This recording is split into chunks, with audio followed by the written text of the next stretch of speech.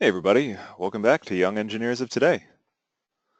Um, Hope you had a good weekend, and I hope you're ready to continue with cybersecurity. So we're going to take a break from over the wire. There are other things to go over, and so figure at least at this point we will finish going over the cybersecurity presentation, because that was actually not something we ended up doing. Now, it doesn't quite have enough material to get through today, so we'll get as far as we can. I mean, we'll get through it, and we'll take up as much time as we need to, and then if we end up not having enough material to cover the entire class today, that's fine. We'll just go ahead and end it a little bit early. On Wednesday, we'll probably go back to a little bit of over the wire. I don't know. We'll see, depending upon whether or not I can scrounge up any more material for you guys.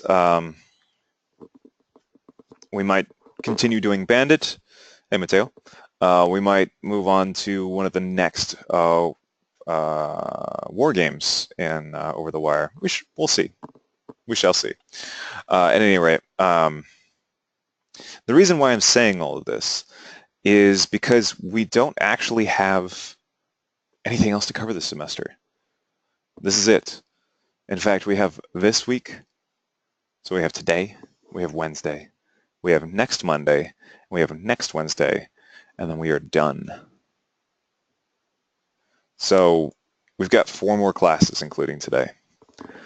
So that's, as you can imagine, sort of in that little awkward area where there's not really enough time to start covering anything in any sort of appreciable detail, unfortunately. So that's why I say we'll probably spend some time doing like Over the Wire on Wednesday and next Monday. On top of that, we usually spend the last class going over some different material from everything else, which I've already got, and we'll spend time talking about that on Wednesday, and go through all of that. So that's already pretty much reserved for other stuff anyway. So as it stands right now, including today, we have 3 more classes. So that's a little sad to hear, but we'll make the most of it. If it means that we spend Wednesday and Monday doing some over-the-wire stuff, well, maybe that's just how it goes. Anyway, let's go ahead and get cracking on the rest of this presentation. Like I said, we're not going to fill up the entire class with it. So we'll spend, as much time as seems necessary talking about it, and then we'll move on to other things. So we'll start out with threats, cybersecurity threats. I know we talked about this a couple of weeks ago, but it's been a couple of weeks, and so I figure, I'll spend some time talking about it again, and then we can move on to the Internet of Things and everything like that. So key terms as far as threats are concerned, we've got malware, which is software that harms computers, networks, or people. It includes viruses, worms, ransomware, and other computer programs. So this is a more general term for, things like viruses and stuff like that. It's an umbrella term for viruses and worms and adware and all that other stuff. You've got malware blockers and things like that. Even those can, think of it like referring to dogs. There are dogs, and then there are also specific kinds of dogs, huskies and dachshunds and, Staffordshire Terriers and Staffordshire Terriers, whatever, and all these different things. But if you're not really sure, you can just call it a dog, and people know what you're talking about. Like, hey, look at that dog. I don't know what you mean. Oh, it's that dog right there. Oh, you mean the Pomeranian? Yeah. Well, I didn't know what you meant when you were talking about dog. It's like it's the only dog that's there. You can still refer to it by its more generalized term. So a lot of times in this stuff like malware and things like that, they're generally referring to a class of program, because maybe there isn't a specific term for what they're looking for. So, for example, a keylogger malware is a type of program that records every key struck on a keyboard that then sends information to an attacker. Phishing isn't um, an example of malware, but it's an example of like a threat attempting to trick people into revealing sensitive information such as passwords or credit card numbers, often by using emails or fake websites that look like they are from trusted organizations. So, you'd be like, get an email that's all, oh, you have to log in right now because your password is currently being hacked by a really bad dude. And then it's, it looks kind of like you're like close enough to your bank, like, an official email from your bank that you don't really think twice about it. And then you click on the link to go change your password so that that bad dude doesn't hack your bank account. And it goes, thank you for changing your password. Okay, bye. And lo and behold, you've actually gone to a phishing website. You've fallen prey to a phishing email.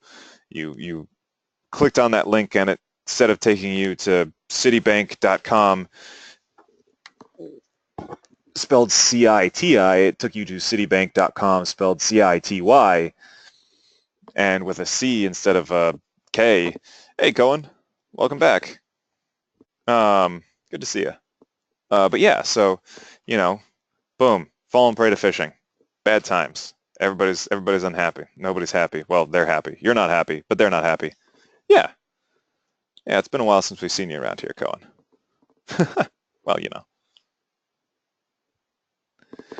But yeah, so phishing is bad times. It's bad times. Bad times for everybody involved.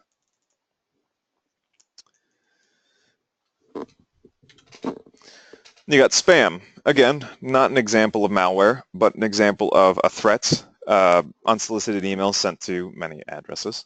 Spam emails often contain, phishing attempts or harmful content like malware. They're generally bad, if not annoying. At the very least, they tend to be annoying, but they have the potential to be bad. What, spam?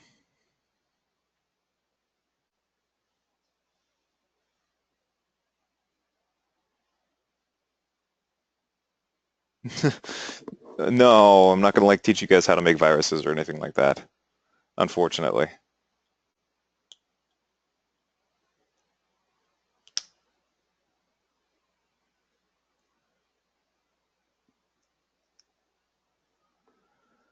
But yeah, in the actual examples of malware here, we've got a virus. Virus is a computer program that can copy itself and cause harm in various ways, such as stealing private information or destroying data. Just bad. It's quite bad. And you've got viruses like botnet viruses, which will network multiple computers together, or like zombie computers or anything like that. But they're infected with a program that can control them remotely. And the infected computers are usually used to cause damage that couldn't be achieved with a single computer. For example, DDoS attacks.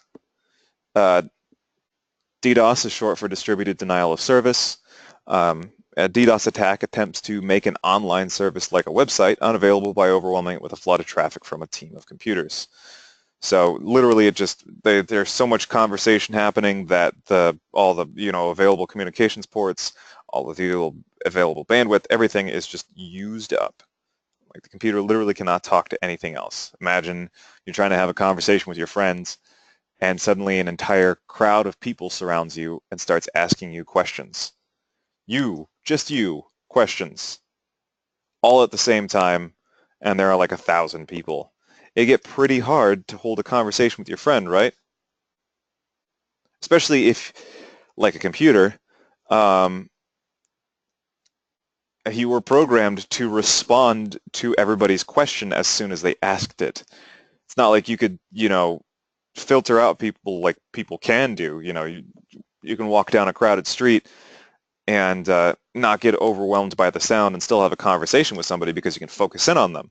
You can be in a crowded room and still have a conversation with somebody because you know how to block out the surrounding sound. A computer is programmed to, well, once it receives valid input, not actually do that. Even if everybody in that room was asking you a question, you generally go like, I'm not going to answer everybody. I'm just going to have my conversation with my friend because I don't want it. Like, I don't want to talk to these people. That's one advantage we have over computers. On the other hand, a computer could have several thousand conversations a second. So, pros and cons, give and take. Stuxnet. A Stuxnet is a type of virus that is able to damage physical infrastructure. Nasty, nasty things for obvious reasons. There are examples of Stuxnet viruses in life, in real life, that have been known to cause damage. For instance, there's I believe the namesake of this virus, what this is named after, is the Stuxnet virus that was created to, I believe it's the namesake. Anyway, the term could have existed before this virus did. Whatever. It was a virus that was used to damage the nuclear centrifuges that Iran owned, to make them spin so fast that they broke apart. And that was a virus that did that, completely ruined their, nuclear enrichment program.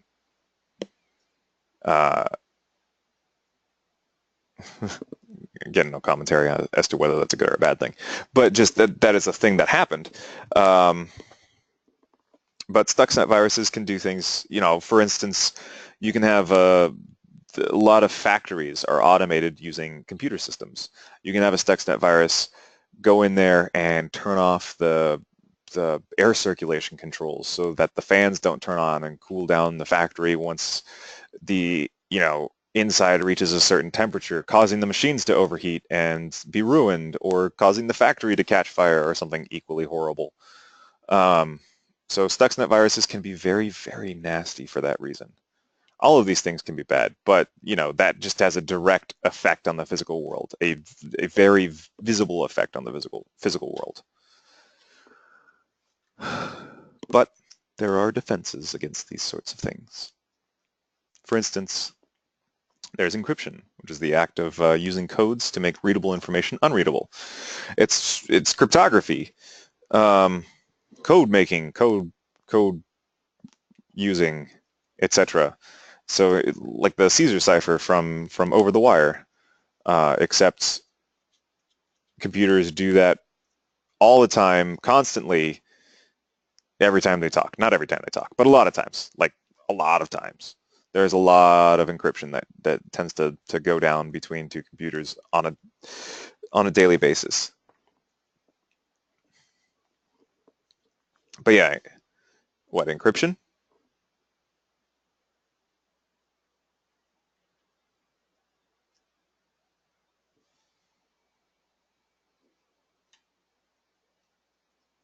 What's what?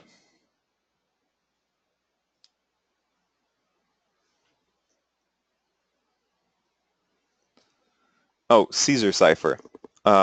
It's named after Julius Caesar, and it's just where you shift all of the letters over one. So like an A in your message would become, or not even over one necessarily, but over a certain number of letters. So like, let's say, for instance, you shifted it over one. So any A in your message would become a B, and any B in your message would become a C, and any F in your message would become a G, and so on and so forth. So it looks like gibberish at first glance, when in reality, it's actually, a perfectly readable message. You just have to figure out what the shift is. So like all of the letters have been shifted over by 5, and as soon as you shift them back 5, suddenly it becomes plain English again.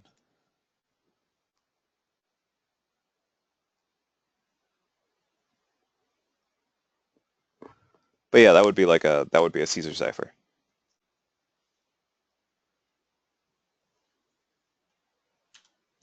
Then you got a firewall.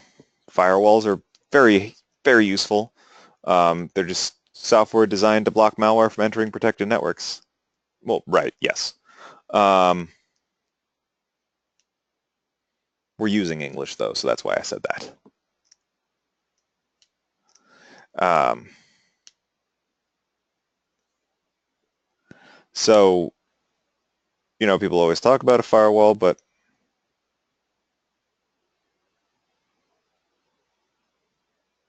what? Anyway, people always talk about, gotcha, a firewall. But what exactly is it? Well, usually it's just a piece of software that says, hey, if we're experiencing communication on these ports from these IP addresses, it's okay. But these ports with these IP addresses do not take, executable information from them. Do not take programs, do not take text files, do not take scripts, do not take emails, so on and so forth. So you could have, a list of programs that, or excuse me, a list of IPs and addresses and things like that that are unsafe and so don't accept traffic from them. Or you might have, certainly in the case of like companies and things like that, you'll have a list of IPs that you will accept traffic from and everything else is a no-go. And essentially it just ignores traffic from, places it doesn't want to communicate with. Sometimes not even returned back like it denied. It just pretends like it didn't hear anything because the computer on the other end is generally looking for an answer. And so if they don't get one back, they could be like, hey, there's nothing there. It's like everybody's sitting in a dark room and one person calls out Marco. If you don't respond Polo, they probably don't know you're there.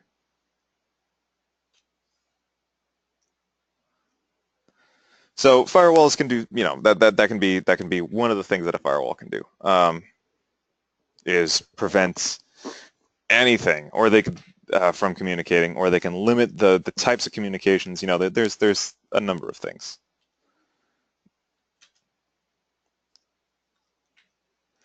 And we've moved past that into the Internet of Things. So the Internet of Things is the idea that basically anything can have an internet connection for some reason or another. So here's a little graph here of just devices connected to the internet. Billions of devices. Now, I don't know how old this graph is because the thing is this graph extrapolates into the future. As you can see, it's got 2018, 2019, 2020, and I'm pretty sure this graph was not made in 2017, but it could have been made in 2016. In fact, I would venture to guess that it was made in 2016 because that's the last one that actually has any information. So it could be that 2017 here is extrapolation, just like 2018, 19, and 20 all are. It could be, more valid than we know. It could be lower. It could be higher. Who knows? But anyway,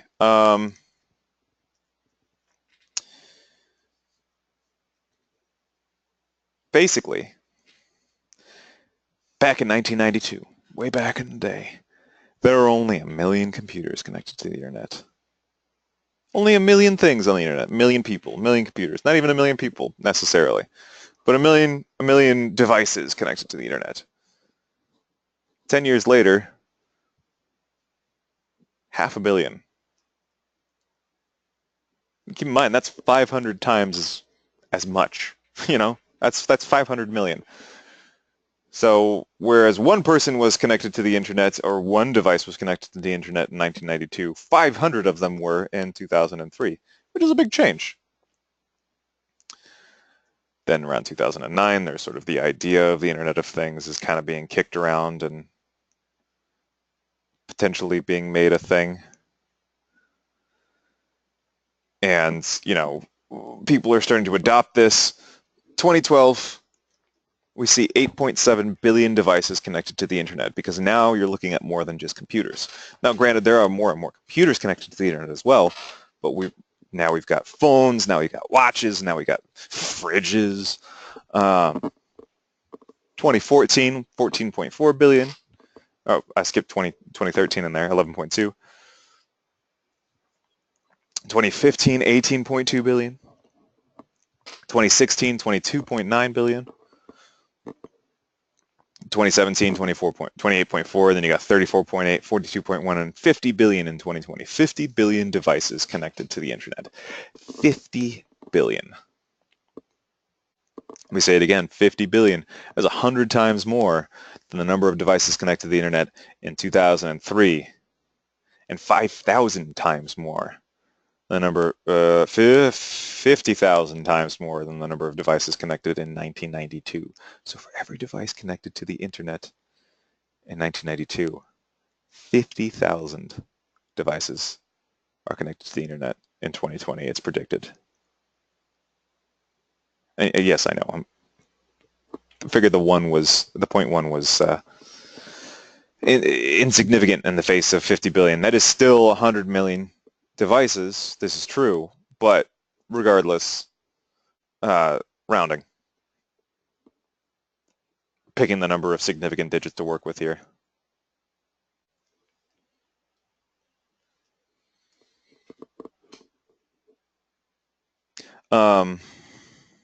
But yeah, that's a lot of things. And perhaps more importantly, it helps to facilitate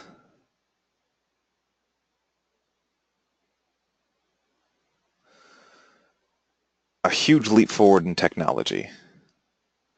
I was trying to find the words for it. Not really, unfortunately, but it does provide an interesting proposition for the future, because as it stands right now, a lot of our technological prowess comes from the individual inventions themselves.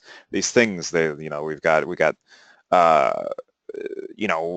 vacuum cleaners that use less energy and have better motors in them, and we've got cars that are better with their gas mileage, and we've got phones that are smaller and can do more calculations per second, and blah blah blah blah blah. Calculators that are more calculaty. But we've never considered the idea that these things could start to communicate with one another. Well, we've considered the idea, but it's never really been a reality until recently, at least. Consider the situation in which your fridge is sitting there, and the thermometer inside recognizes that the temperature is starting to climb up to levels that are, well, not dangerous, but unsafe, and should probably turn on the compressor for. And it talks to your fuse box or your power meter and says, hey, I'm sending a request to turn on the compressor now. And the fuse box goes, okay, hold on. I'm using, 5 amps.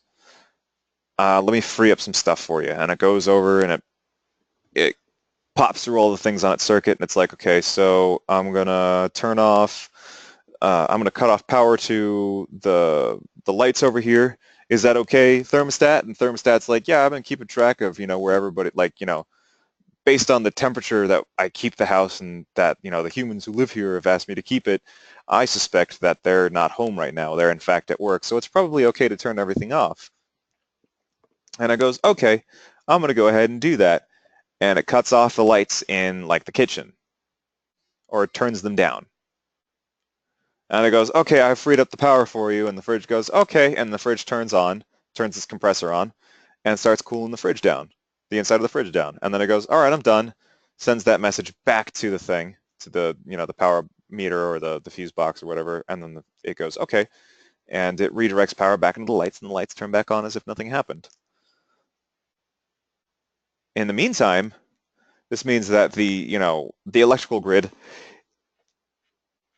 this house doesn't have a spike in power every time the fridge turns on, or at least it's lessened, because you're not running a billion different things all at once.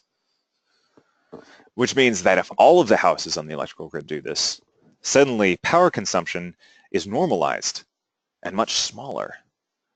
And now it becomes a lot more viable for things like green energy, solar panels and capacitors and well, batteries, I guess, in this case, not necessarily capacitors, although you could have giant capacitors, and wind energy and things like that, to suddenly be a lot more viable, possible, affordable, usable, dependable, whatever, pick your words. So there's sort of this cascading effect, you know. The individual items themselves may not actually be any more energy efficient, but the fact that they're all communicating with each other now means that they can coordinate, and you start avoiding these situations in which, you know, your power bill spikes suddenly in the middle of the day during the summer. You could have like your toothbrush keeping track of your brushing habits, and a Fitbit on your wrist keeping, well, you know, or your preferred fitness wearable of your choice. Keeping track of how many steps you're walking in a day and how long you're sleeping, and your fridge is keeping track of what's in it and what you've been taking out of it. And at the end of the day, your phone could be like, say, how did you feel today?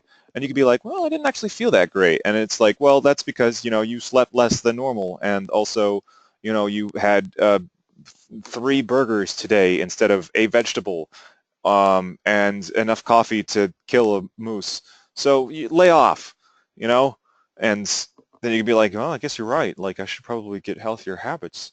And again, like, all of these things can just sort of communicate and coordinate. And, you know, your toothbrush can send information about your brushing habits to your phone, which would be weird, but, you know, it could totally do that. And, you know, you could use that to adopt better habits or something. It all depends. Of course, the problem with that being there are more openings for people to get into things. You know, now you have to worry about security vulnerabilities for your oven and your light bulbs and your cat food bowl and your washer and dryer. And, you know, things start to spiral a little bit out of control. And, you know, all of these things are being handled by separate people. It's not like you have to worry personally about updating the security on 15 billion different things. But it just means that there are more vulnerabilities and more interactions that can be weird on a home network and things like that. So double-edged sword, you know, there are good things about it. There are less good things about it. There are things to take into consideration when it comes to this sort of stuff. That doesn't mean it isn't necessarily an exciting prospect, you know. There is possibility in it. And it could just be dumb.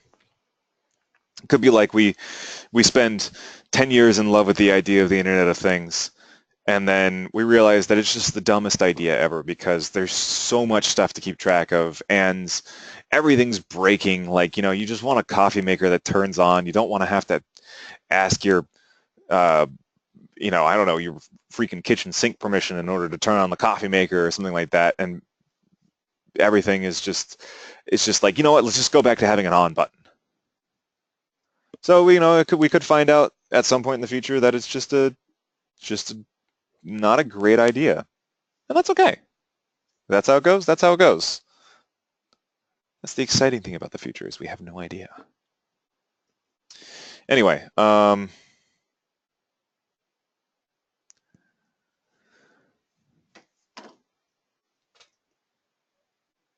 yeah, so let's take a look at the layers of the Internet of Things. So at the top layer here, you've got the Internet, which is where the data that you know, that your smart devices upload and communicate with each other with usually ends up. Probably goes back up to the Internet layer and back down somewhere else. Or it could just go up to the Smart Hub layer and come back down. Like the, you know, it could link directly to your phone or something like that, although that tends to be a little bit more complex. So it might be more likely that you'll see your device will connect to the internet, upload the data to a repository there with a cloud, and then, you know, later on another device will fetch that data as needed. But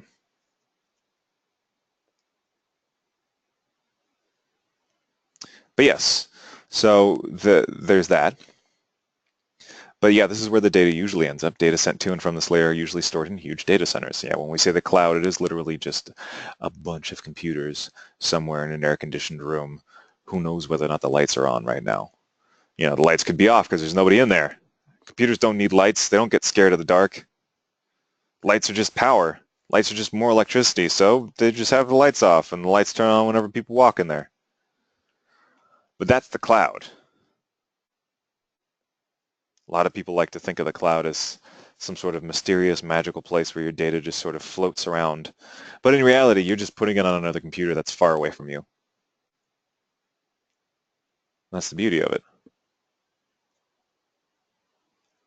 Is it's marketed as this mysterious thing when it's just another computer somewhere else. Anyway, then from the cloud on down, you've got the session slash communication layer, which is how applications connect to the internet. So you've got HTTP, Hypertext Transfer Protocol, TCP/IP, things like that, and then HTTPS, which is Hypertext Transfer Protocol Secure, I believe, or Security, which is obviously a more secure form of HTTP communication. So there's that. I mean, that's pretty straightforward. Then you got the router and or the smart hub, and the router and or smart hub layer, which is just a device that helps multiple devices in your home connect to the internet and to each other. So you could have the router, you could have the smart hub. You probably have both if you have the smart hub, but regardless. And it's just meant to connect these devices to the internet, like being the doorway to the internet. And then you got the link layer, which is how the devices connect to your router, your smart hub.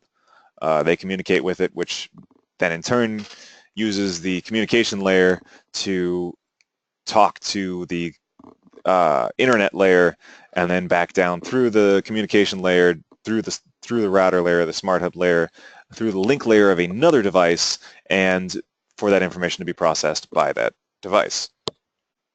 So it's a whole big process, but yeah, pretty interesting.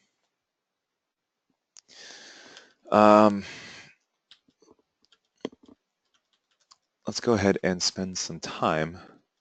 We've actually got a couple more videos. This is all over-the-wire stuff, just stuff that we've gone way further than. And let's spend some time watching these videos. Now, it's just a couple of videos. They're pretty short, about 3 minutes each. I'll link one. I'll spend a couple of minutes talking about it, and I'll link the other one, spend a couple of minutes talking about it, and then that will actually do it for today. So I'll go ahead and turn you loose after that. But before we get too much further, I'm going to go ahead and link this first video to everybody. Whoops. There you go. There's the first one. I'm going to go ahead and start playing it. I'm going to mute it, and then, like I said, we'll talk about it afterwards.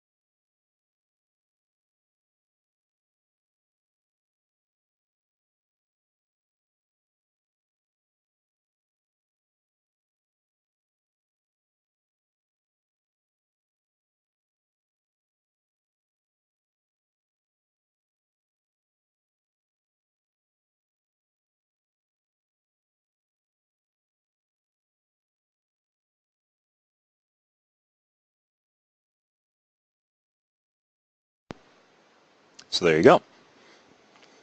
Cryptography, or encryption. Actually, encryption is a better term for that. But it's pretty interesting, right? The fact that the computers sort of work together in order to create a secret key, and they don't actually know what the other computer's key is. They just both arrive at the same conclusion on their own. So that's kind of interesting.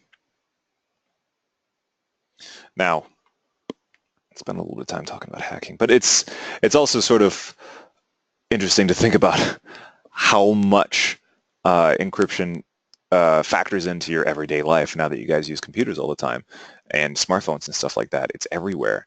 And the number of codes that everybody sends here, there, and everywhere on a day-to-day basis, you know, like the video says, imagine if that code was already broken.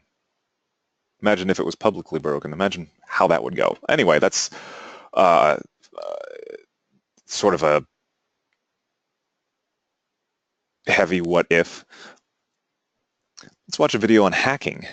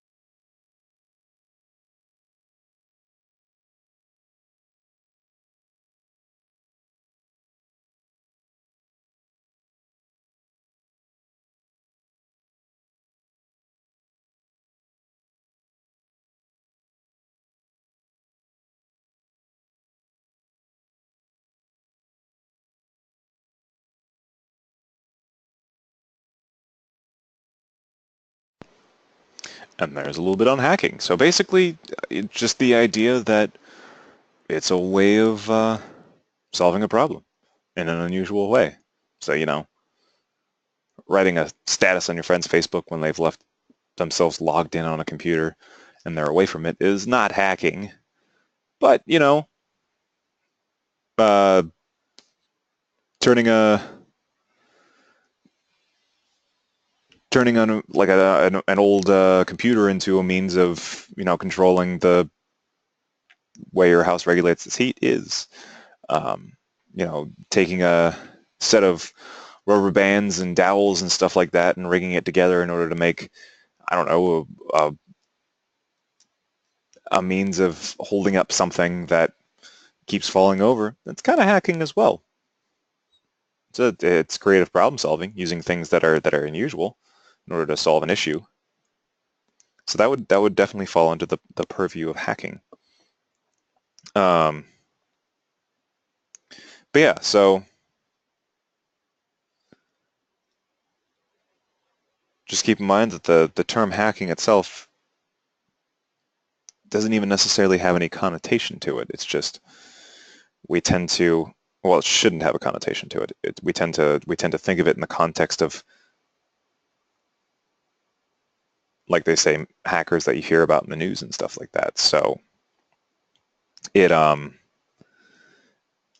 tends to have a connotation for us. But anyway, that's going to go ahead and do it for today. So I'll leave it open for question and answer time. If you guys have any questions about anything, I'm here.